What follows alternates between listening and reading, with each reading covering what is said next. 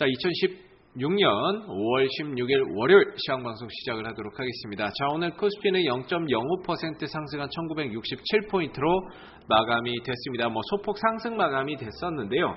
자, 오늘 수급적인 부분들을 한번 보시게 되면 외국인들이 현물에서 170억 정도 매수를 했고요. 선물에서 4,400억 정도의 순매수 흐름들이 나타났습니다.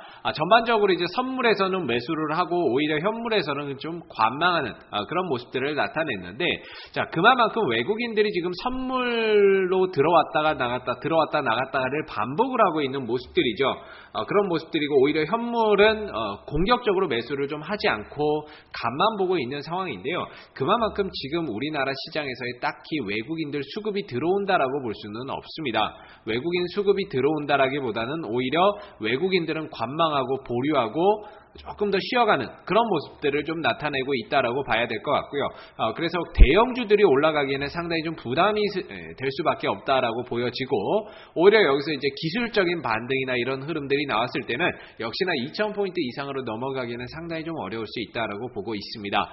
그만큼 현 시점에서는 추가적인 반등이나 이런 것들이 나오게 된다면 2,000포인트 이상에서는 특히나 대형주들은 매도의 관점으로 좀 보셔야 될 것 같고요. 매도의 관점으로 보시고, 오히려 중소형주들, 개별 종목들, 재료 있는 종목들 위주로 짧게 끊어가는 그런 단기 매매를 좀 해보시는 게 훨씬 더 효율적이지 않을까 싶습니다. 자, 오늘 대체적으로 이제 반기문 관련주들이 상당히 좀 급등 흐름들을 나타냈었고, 여타 다른 정치 테마주들도 좀 급등 흐름들을 나타냈었던 모습인데, 그에 비해서 이제 대형주들은 크게 간 게 별로 없습니다. 화학, 전기전자, 서비스, 운송장비, 그나마 증권주들이 조금 강세를 보였던 것들을 제외하고는요, 딱히 뭐가 이렇게 좀 잘 간 게 없습니다. 그거에 비해서 오늘 대체적으로 이런 개별 종목들, CCS나 이런 보성 파워텍 이런 종목들은 상한가하고 급등 나왔었거든요.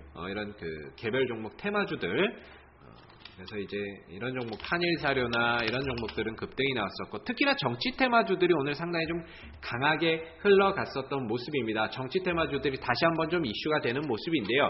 AMP도 그렇고 전체적으로 다 좀 잘 갔던 그런 흐름들이 좀 나타났었죠. 그래서 오늘 굉장히 좀 재미있고 탄력 있는 양세가 좀 만들어졌다라고 볼 수가 있을 것 같은데, 이거에 비해서 대형주들의 움직임은 상당히 좀 저조하고 지지부진했던 그런 모습들이었습니다. 그만큼 지금은 개별 종목들 위주로 조금 더 옮겨 타서 짧게 좀 끌어가는 매매 전략을 활용을 하시는 게 훨씬 더 낫겠다라는 생각이 들고요.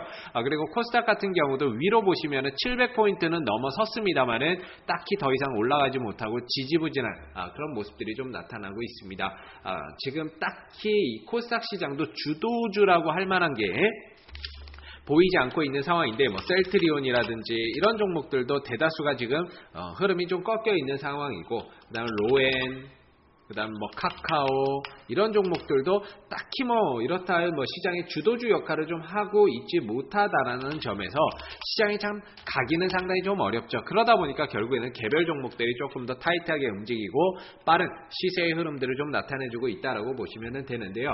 그만큼 지금은 개별 종목들 위주로 조금 더 빠른 순환 흐름들이 만들어지고 탄력이 나오니까는요, 정치 테마주 또는 OLED 전기차 관련 주들, 항상 이런 종목들이 좀 떨어지고 하면은 충분히 추후에 부각받고 다시금 이슈가 되면서 들어올릴 수 있는 그런 모습들을 좀 기대를 해볼 수 있을 겁니다. 그래서 지금은 많이 올라간 종목들보다는 많이 떨어지고 조정받은 종목들 위주로 해서 저점 매수에 관점으로 좀 보시는 게 좋을 것 같고요. 그리고 정치 테마주들 이런 종목들은 다 어떻게 보면 기대감만으로 올라가는 거기 때문에 나중에 되면 다 빠질 겁니다. 나중에 되면 다 빠질 거고 다 밀려날 건데, 지금 상황에서는 타고 가고 시장의 흐름, 수급, 돈이 결국에는 그쪽에 몰리니까 안 할 수는 없거든요.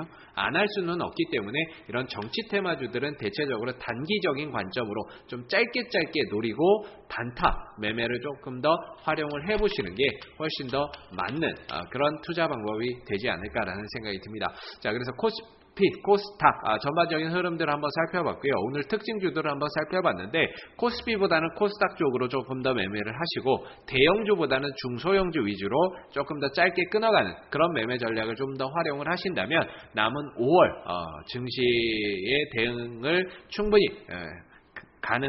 원활하게 매매가 좀 가능하지 않을까 싶고요. 지금은 대형주가 갈 수 있는 장이 아니니까 될 수 있으면 중소형주, 테마주들 위주로 조금씩 짧게 끊어서 가는 그런 매매 전략으로 활용을 해보시는 게 맞지 않을까 싶습니다. 자, 오늘 2016년 5월 16일 월요일 시황방송은 여기에서 마무리하도록 하고요.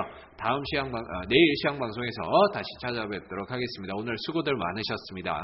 감사합니다.